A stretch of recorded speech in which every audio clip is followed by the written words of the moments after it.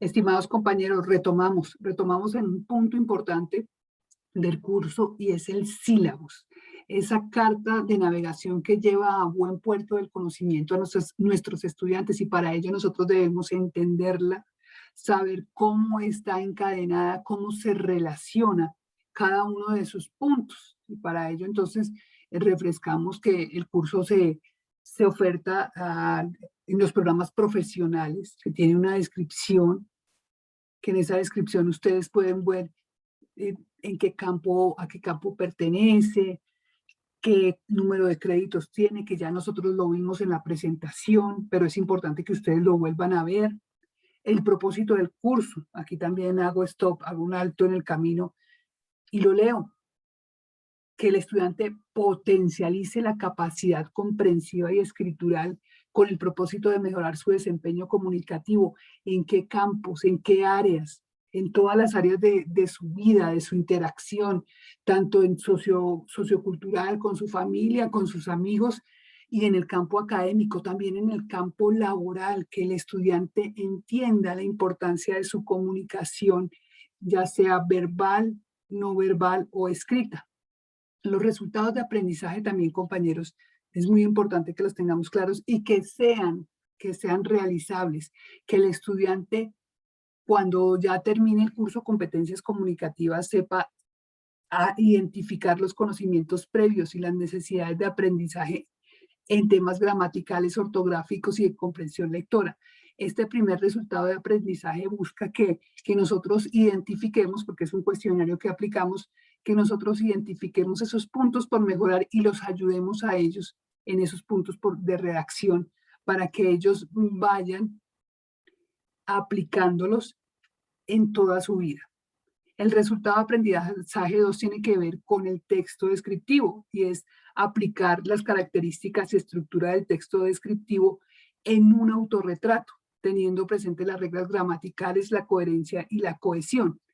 En el resultado de aprendizaje 3, los estudiantes van a analizar, muy importante, despertarles esa mente crítica, y es analizar los factores de la comunicación no verbal, que entienda la importancia de esa comunicación no verbal que les va a servir en un futuro. Entonces, que ellos analicen los factores de la comunicación no verbal a través de un texto expositivo. Ya vamos con otro texto abordándolo, en donde expresen la aplicación de lo no verbal en el contexto académico, laboral y social.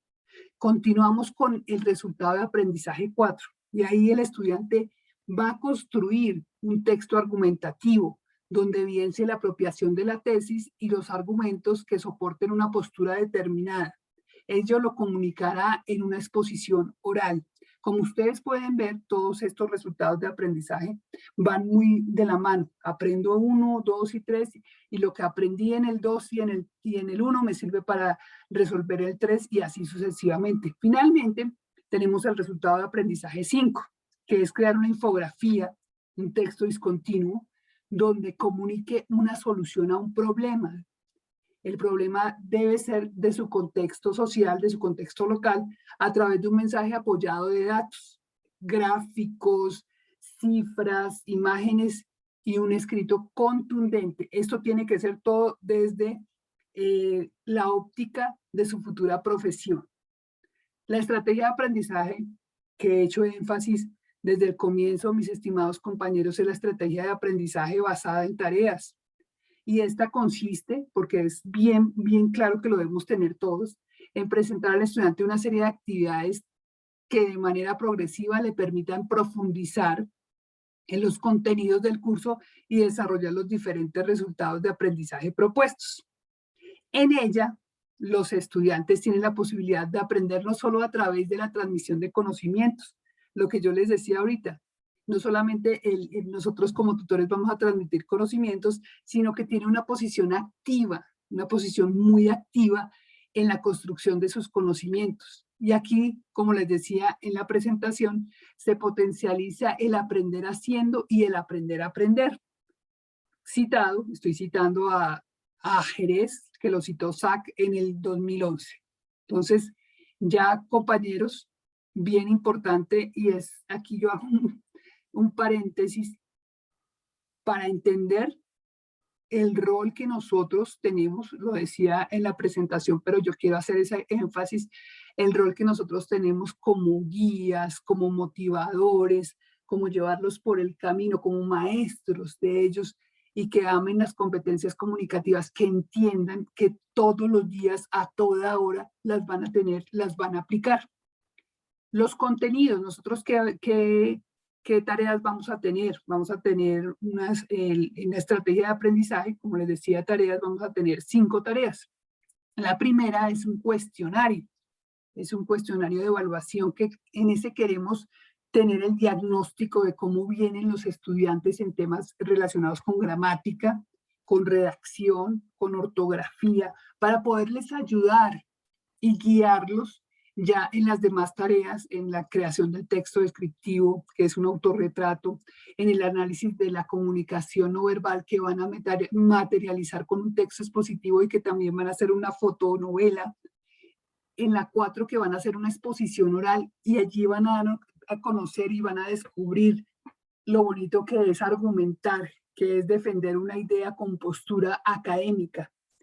Y el 5, que es aportando al contexto, que es la infografía, donde ellos también van a ponerse sus ojos de visor y van a defender y van a buscar una solución desde su profesión. Los contenidos y referentes bibliográficos, muy importante que los tengamos en cuenta. Y vamos por unidades. Como les decía en la presentación, este curso tiene 3 unidades. La primera unidad es la comunicación escrita.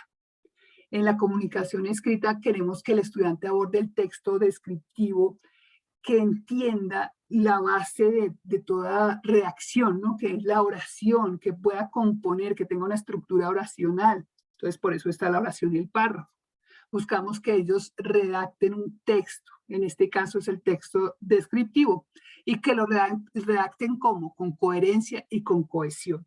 Aquí tenemos, a continuación les muestro, estos escritos han sido realizados por integrantes de la red de tutores del curso Competencias Comunicativas, o sea que los invito a que sigamos escribiendo, que sigamos produciendo para nuestros estudiantes. Luego está la unidad 2, comunicación no verbal y comunicación oral.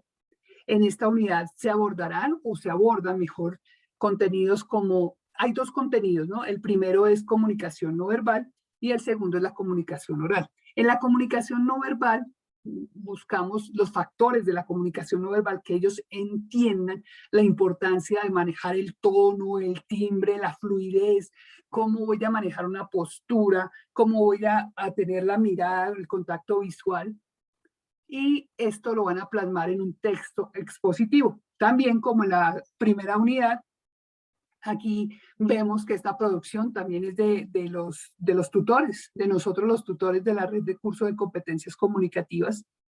Luego, en la segunda parte de la unidad 2 tenemos la comunicación oral. Y en la comunicación oral abordamos el texto argumentativo. Aquí empezamos a despertarles esa mente crítica para que ellos puedan indagar, defender, argumentar, formular una tesis que puedan defender.